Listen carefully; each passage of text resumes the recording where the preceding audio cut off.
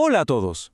Hoy vamos a revisar un tema que es pan de cada día en la consulta, la odinofagia aguda. La pregunta que siempre nos hacemos frente al paciente es, ¿será viral o será bacteriano?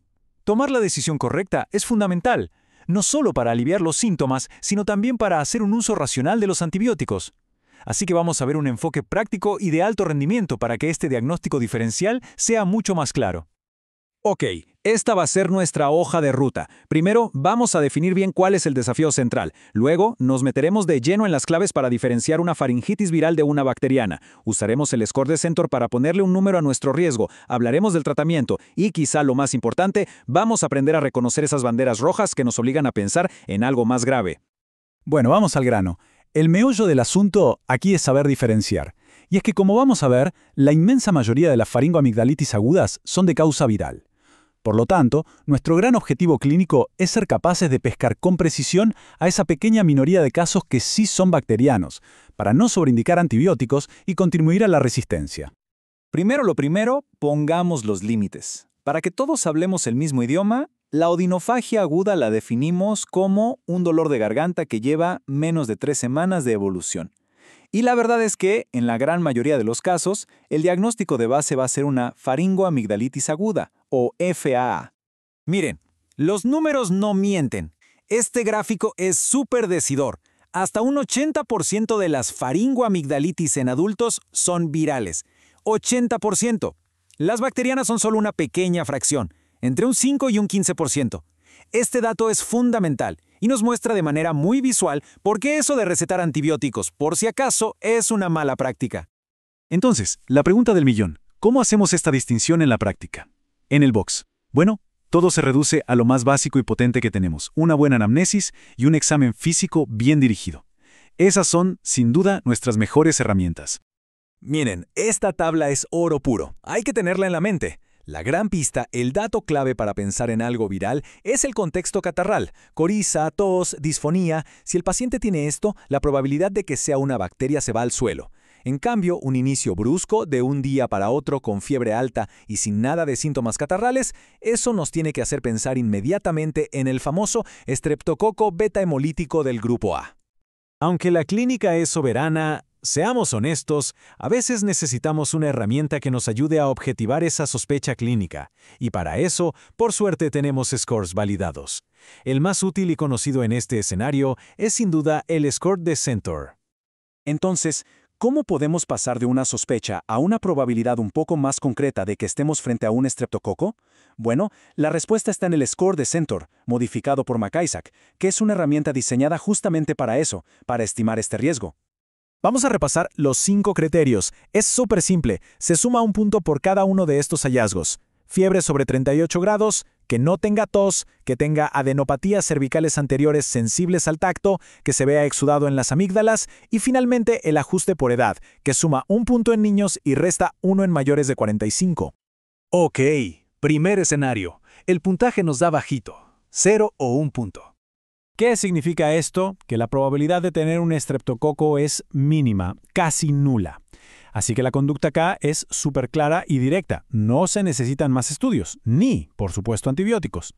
El manejo es puramente sintomático, paracetamol o AINES y asegurar una buena hidratación. Nada más. Ahora, ¿qué pasa si caemos en la zona gris? Un puntaje de 2 o 3. Aquí la cosa no es tan blanco y negro, y la clínica por sí sola se queda un poco corta. Lo ideal, si lo tenemos a mano, es hacer un test de detección rápida de antígeno, un test PAC. Si sale positivo, tratamos. Si sale negativo, manejo sintomático.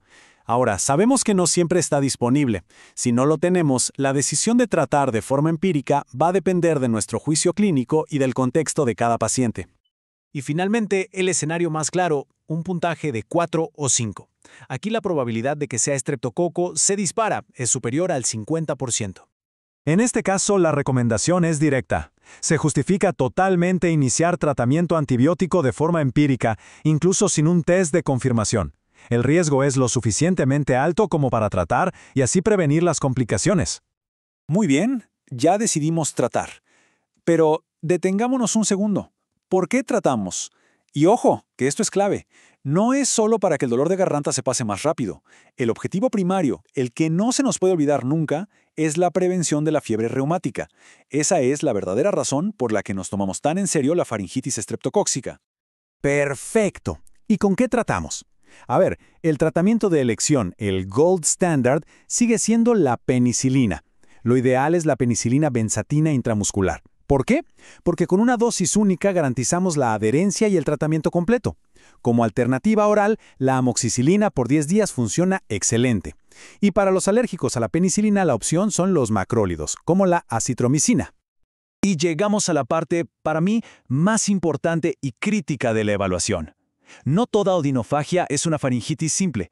Hay diagnósticos que no podemos darnos el lujo de pasar por alto, y tenemos que saber buscar activamente sus signos de alarma. Vamos con el primero, que es la complicación supurativa más frecuente de la FA, el absceso periamigdalino.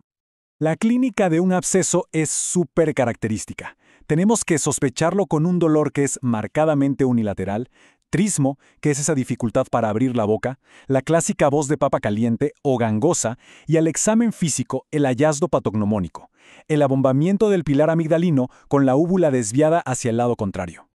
Si tenemos la sospecha de un absceso periamigdalino, no hay nada que pensar. Es una derivación urgente a otorrino. Esto requiere drenaje y manejo con antibióticos endovenosos. Es una urgencia, punto.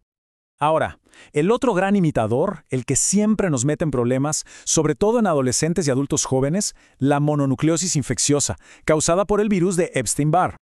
La clave para no confundirla con el estreptococo está en el examen físico.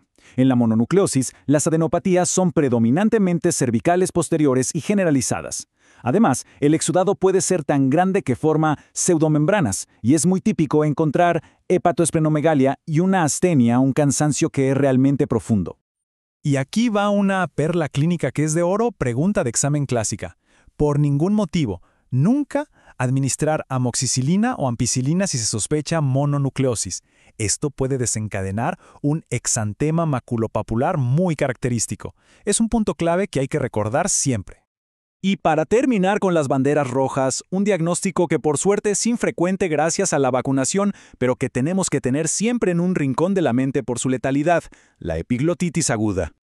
El cuadro clínico es dramático. Es una emergencia vital.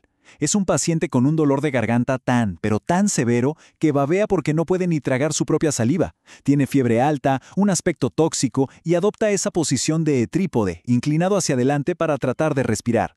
El estridor es un signo tardío y de muy mal pronóstico. Ante la más mínima sospecha de epiglotitis, la prioridad absoluta, número 1, 2 y 3, es asegurar la vía aérea. Es una carrera contra el tiempo. Y para cerrar, quiero dejar una reflexión. El score de Centor es una tremenda guía, es una gran ayuda, pero nunca va a reemplazar nuestro juicio clínico. Así que la pregunta final es, más allá del puntaje, ¿cuál es ese signo de alarma que al verlo nos enciende todas las luces y nos obliga a pensar que aquí hay algo más grave? ¿Es el trismo? ¿Es el babeo? ¿Es la adenopatía posterior? Saber reconocer estas señales es lo que realmente define una práctica clínica segura y eficaz.